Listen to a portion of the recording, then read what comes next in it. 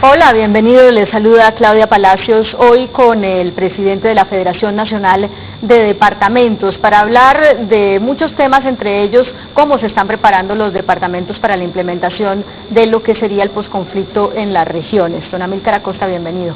Buenas noches, Claudia, y muy buenas noches a toda la audiencia de este programa. Bueno, muchas gracias.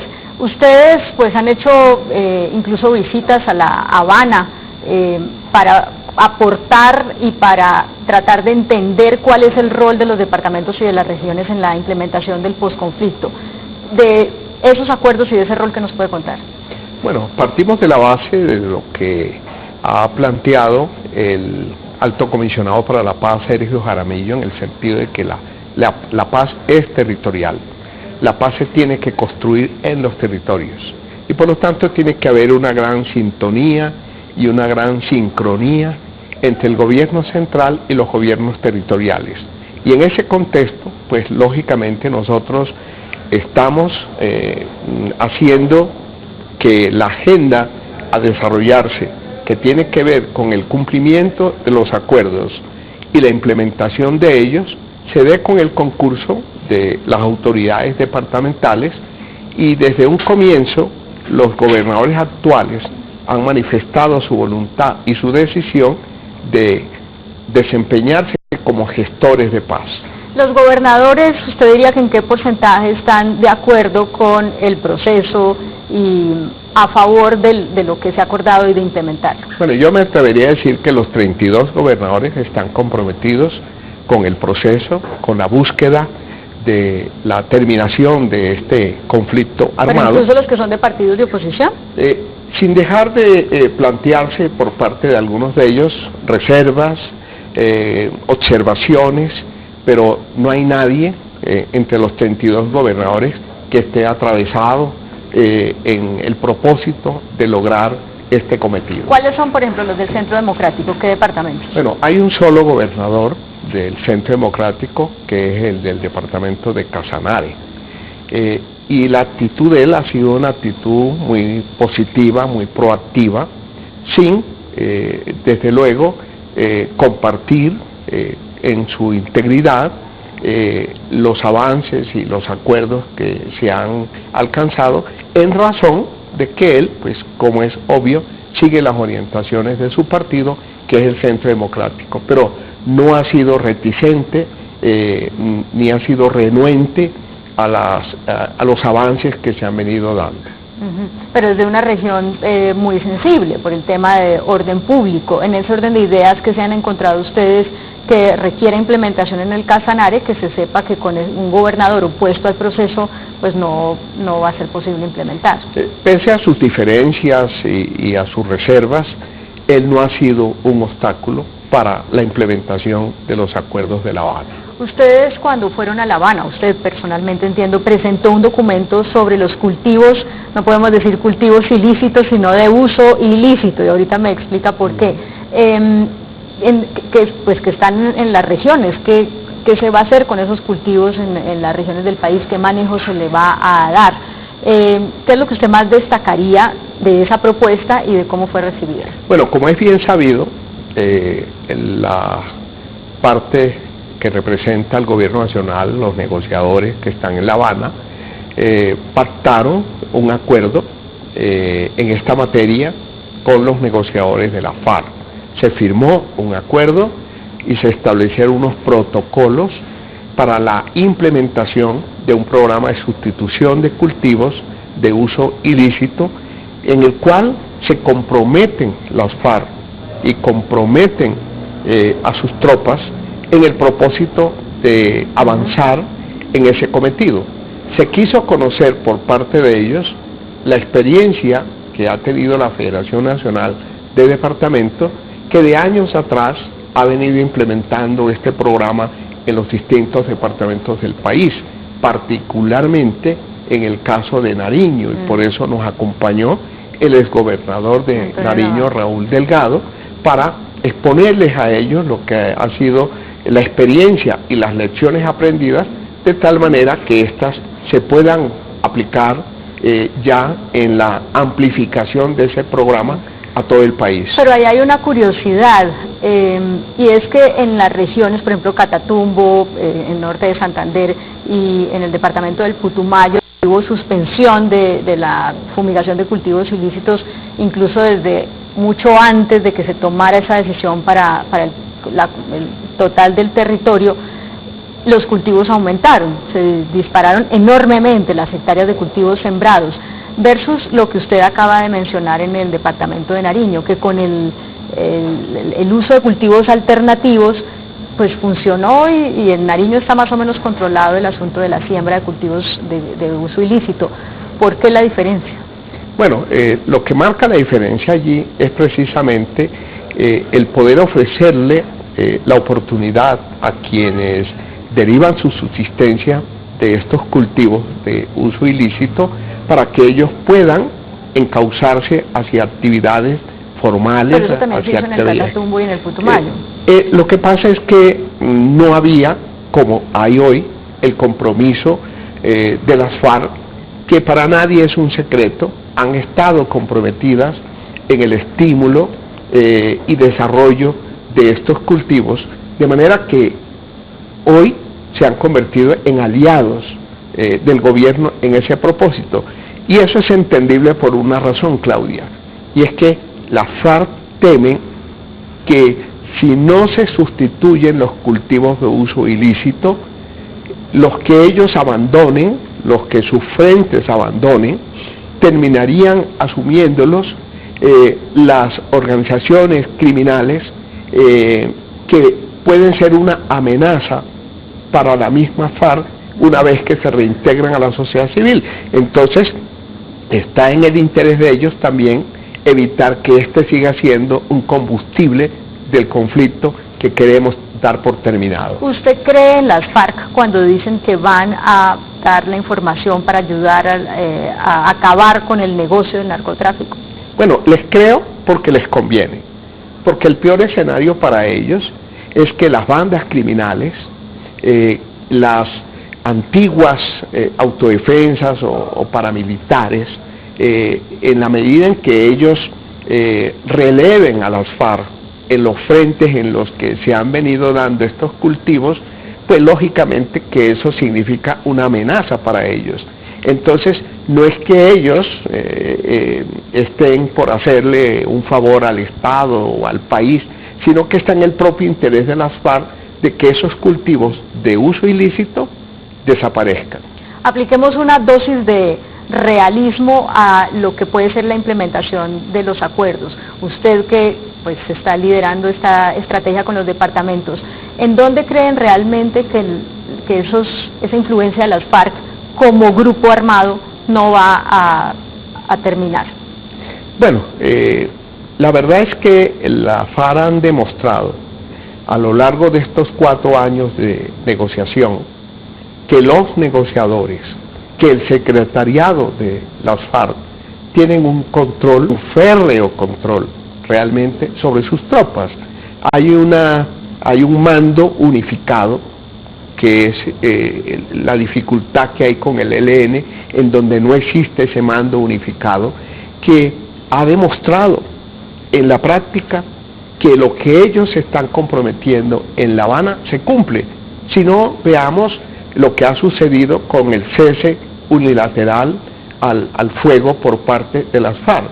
El país ha sentido el efecto de esa decisión que se tomó por parte de ellos. Sin duda, pero siempre quedan reductos, y a eso es lo que lo quiero invitar, porque pues así como no se le puede decir al país que el día siguiente, después de la firma de los acuerdos, hay paz en Colombia, sino que la paz se construye después. Hasta ahora es la firma de un acuerdo para desmovilizar un grupo.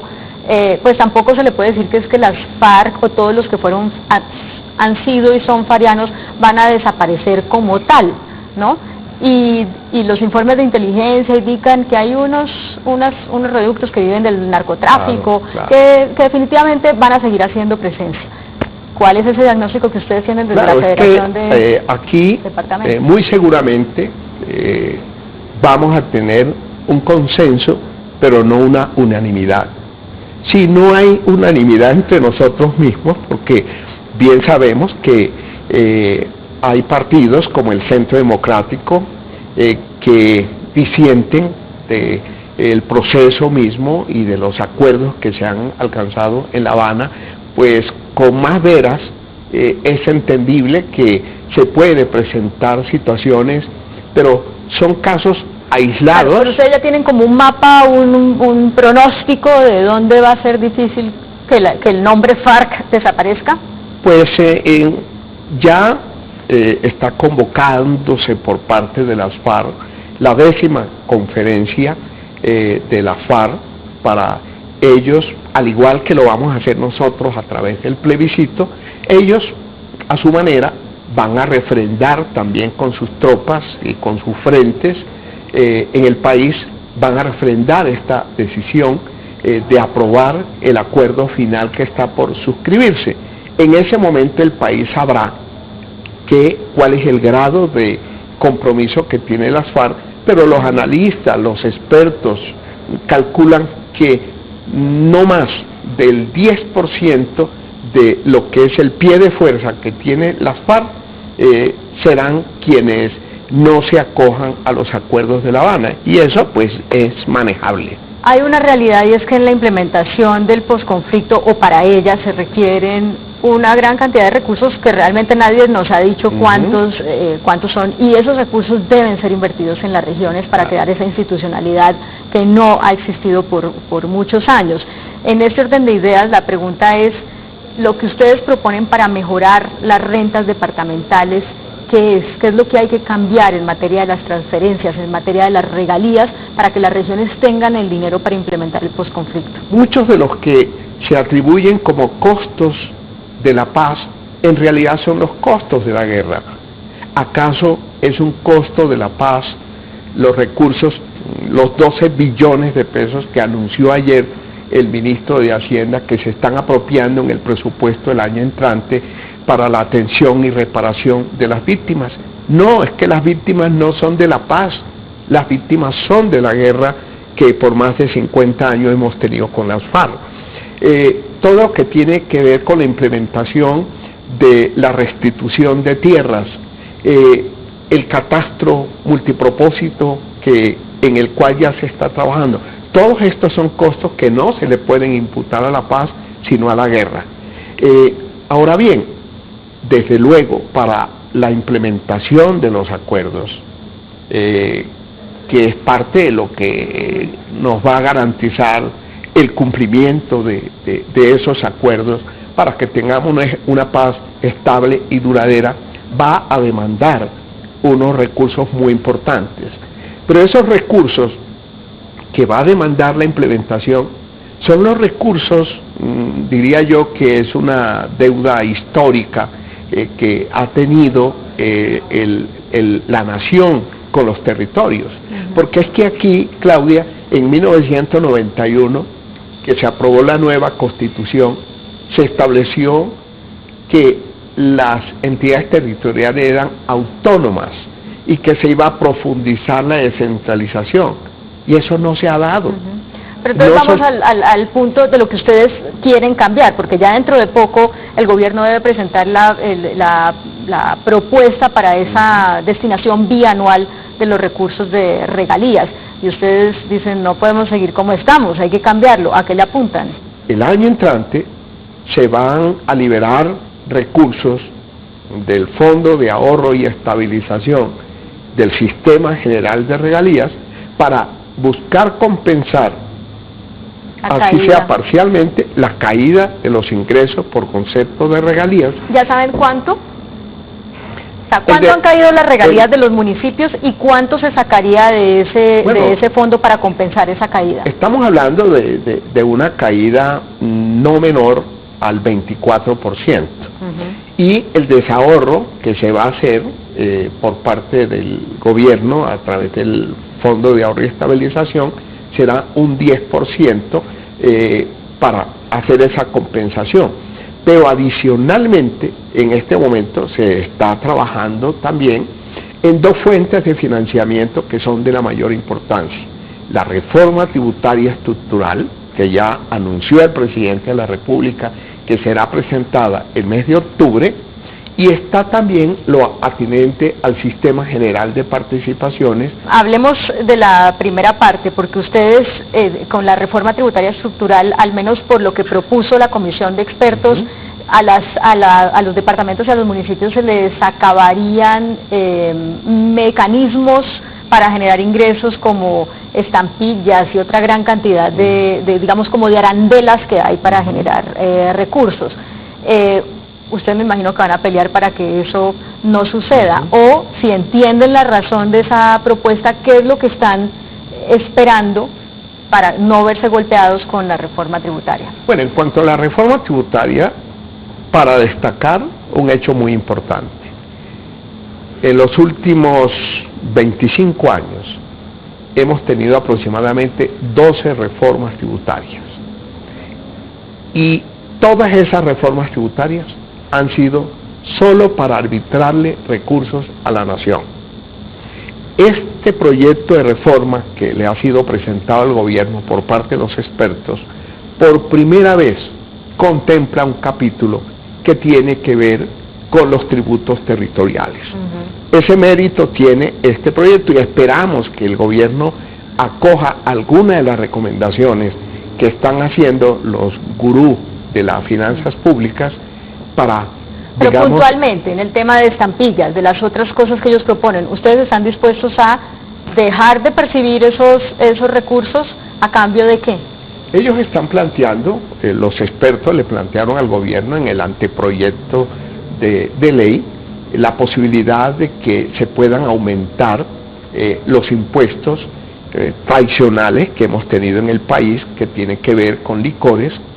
A propósito, se está tramitando en este momento un proyecto de ley de licores, que le falta el último debate en plenaria del Senado, que puede significarle a los departamentos un incremento en sus ingresos de un 20 al 24%.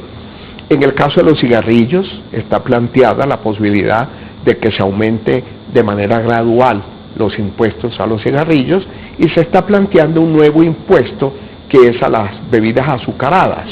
Entonces, eso sería para departamentos. Eso sería para regiones, mejor dicho. Para los departamentos.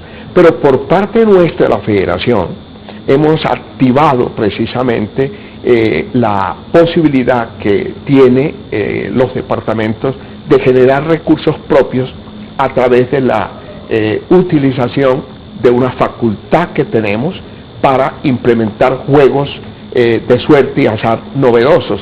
Ayer se aprobó precisamente en el Consejo Directivo de la Federación de Departamentos iniciar los procesos para la implementación de una lotería tradicional, en el cual estarían por lo menos 20 de los 32 departamentos del país. Sería como una gran lotería nacional. Una gran lotería nacional. ¿Y qué pasaría con las loterías departamentales? Es que estoy hablando de 20 departamentos en donde hoy no cuentan con loterías propias. Y adicionalmente a esto, estamos también, ya recibimos la autorización para salir a dar el proceso para adjudicar a un operador privado de juegos novedosos, que serían rentas que se generarían en beneficio de los departamentos. ¿Juegos novedosos como qué? Son juegos novedosos como los que llaman el raspe y gana, lotería instantánea. ¿Pero eso ya existe o no? Existe, pero en este momento no se han podido constituir en una fuente importante de rentas como es posible hacerla si lo hacemos de una manera global en beneficio de todos los 32 departamentos. ¿Y entonces para cuándo estaría esa gran lotería? ¿Cuánto tiempo va a tomar? Nosotros esperamos que esto arranque antes de finalizar este año, de tal manera que a partir del año entrante los departamentos tendrán esta otra fuente rentística para sus departamentos. ¿Bogotá va a entrar a la Federación Nacional de Departamentos? ¿Bogotá como distrito capital? Bueno, de hecho, Bogotá está integrada al departamento en lo que tiene que ver con los recursos que maneja la Federación a través del llamado Fondo Cuenta, que es donde se recaudan los impuestos al consumo de las bebidas alcohólicas importadas. Entonces, ya el distrito está con la federación en este propósito. Pero hemos venido dialogando con el distrito para dar un paso más allá, y es que el distrito, que prácticamente es más que un departamento, se incorpore como miembro de pleno derecho de la Federación Nacional de Departamentos, y esperamos dar los pasos conducentes a ese ¿Cuándo objetivo. se decide y de qué depende? En el segundo semestre de este año esperamos que hayamos definido, porque eso implica una decisión por parte de la Asamblea de Gobernadores que tendremos en el mes de noviembre. A propósito del tema minero energético y de que ayer hubo un apagón en varias partes del país, y de que usted no solamente ha hablado del problema con Electricaribe, sino de la necesidad de hacer como un pico y placa de uso de energía, ¿en qué va esa propuesta? ¿Persiste en ella? Bueno, nosotros desde la Federación de Departamentos, uno de los temas que hemos venido trabajando y que seguimos avanzando en él, es en todo lo que tiene que ver con las energías alternativas y el uso eficiente de energía. ¿Qué estamos haciendo con las energías alternativas? Bueno, a mi paso por el ministerio logré que el Congreso de la República expidiera una ley de origen parlamentario. Fue el senador José David Name el autor del proyecto. Nosotros en el ministerio enriquecimos ese proyecto y hoy contamos con la ley 1715, que establece una serie de incentivos y de estímulos para que las energías no convencionales se puedan desarrollar en el país, y estamos impulsando ese proceso de implementación. Y lo segundo, estamos trabajando en el uso eficiente de energía, y en esto estamos trabajando de la mano con USAID y estamos trabajando de la mano del Banco Interamericano de Desarrollo, en el convencimiento de que la energía más costosa es aquella con la que no se cuenta en el momento en que se necesita, y la energía más barata es aquella que no se consume. Claro, pero lo del pico y placa de uso de energía, ¿es una propuesta en la que usted insiste o no? Sí, sin duda, eso es parte de lo que tiene que ver con el uso eficiente de la energía. Si nosotros en el país nos comprometemos en un serio esfuerzo por hacer un uso más racional de la energía, eso va a determinar que la exigencia del sistema va a ser menor. Escuché esta mañana al director de XM, que es el operador del sistema nacional, que dijo que después de este amago que tuvimos de racionamiento a finales del año pasado y comienzo de este, ha habido como una mayor conciencia en los usuarios de energía, que ha llevado a que el crecimiento de la demanda en los primeros 6 meses de este año ha estado muy por debajo, casi en un 50% del ritmo de crecimiento de la demanda el primer semestre del año anterior. O sea, yo creo que la gente ha venido adquiriendo conciencia de la necesidad de hacer un uso más racional de la energía. Bueno, ya tendremos tiempo para seguir explorando sobre estos temas. Por ahora se acaban los minutos. Muchas gracias, señora Amílcar Acosta, de la Federación Nacional de Departamentos, por acompañarnos. Muchas gracias a ti, Claudia, y a toda la audiencia. Muchas gracias a ustedes. Sigan con nosotros.